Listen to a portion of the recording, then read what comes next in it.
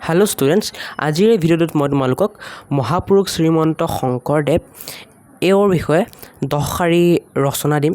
চ' তোমালোকে যদি সৰু ল'ৰা ছোৱালী হোৱা তেন্তে তোমালোকৰ পৰীক্ষাত আহিব পাৰে মহাপুৰুষ শ্ৰীমন্ত শংকৰদেৱৰ বিষয়ে 10 শাৰী ৰচনা। চ' ভিডিঅ'টো শেষলৈকে চাই থাকিবা। যদি PDF লাগে তেন্তে ডেছক্ৰিপশ্যনৰ কমেণ্টত লিংক থাকিব, গৈ ডাউনলোড কৰি ল'ব পাৰিবা। লগতে তোমালোকে যদি আৰু বেলেগ 10 শাৰী ৰচনা চাব বিচাৰা তেন্তে ডেছক্ৰিপশ্যনৰ কমেণ্টত প্লে'লিষ্টটোৰ লিংক থাকিব, য'ত মই 10 শাৰী ৰচনা আপলোড কৰি থৈছোঁ, গৈ চাব পাৰা। আৰু মোক হোৱাটছআপ আৰু ইনষ্টাগ্ৰামত ফ'ল' কৰিবলৈ নাপাহৰিবা, লিংক ডেছক্ৰিপশ্যনৰ কমেণ্টত থাকিব। মহাপুৰুষ শ্ৰীমন্ত শংকৰদেৱ। 1 নম্বৰ বাক্য তেওঁৰ বিষয়ে এনেকৈ লিখিবা: মহাপুৰুষ শ্ৰীমন্ত শংকৰদেৱ অসমৰ এগৰাকী মহান ধৰ্মগুৰু আৰু সমাজ সংস্কাৰক আছিল।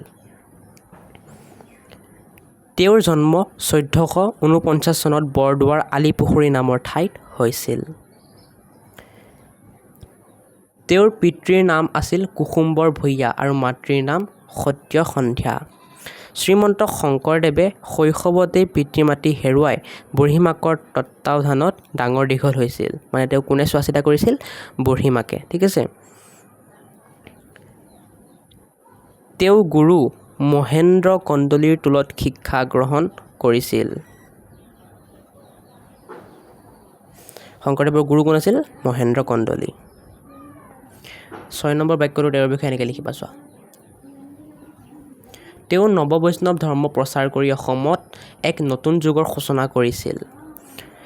7 নম্বৰ, শংকৰদেৱে ভাওনা, বৰগীত, নাট আদিৰে অসমীয়া সংস্কৃতিক সমৃদ্ধ কৰি থৈ গৈছে। 8 নম্বৰ, তেওঁ ৰামায়ণ, মহাভাৰত আদি ধৰ্মগ্ৰন্থ অসমীয়ালৈ অনুবাদ কৰিছিল।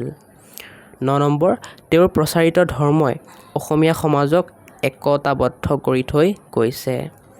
10 নম্বৰ, 1568 চনত কোচবিহাৰত মহাপুৰুষ শ্ৰীমন্ত শংকৰদেৱৰ দেহাৱসান ঘটে। দেহাৱসান মানে মৃত্যু হয়। ঠিক আছে। চ' এইখিনি আছিল আজিৰ ভিডিঅ'টো। আশা কৰোঁ ভাল লাগিলে তোমালোকে নেক্সট ভিডিঅ'বোৰ চাবলৈ নাপাহৰিবা, যাৰ মানে যেনেকৈ গৰুৰ বিষয়ে 10 শাৰী ৰচনা, বিহুৰ বিষয়ে 10 শাৰী ৰচনা। চ' তাৰ প্লে'লিষ্ট মই ডেছক্ৰিপশ্যনৰ কমেণ্টত দি থৈছোঁ, চাব পৰা গৈ পেলাই। আজিলৈ এইখিনিতে সামৰণি মাৰোঁ। ভিডিঅ'টো লাইক কৰি চেনেলটো ছাবস্ক্ৰাইব কৰি দিবা। বাই।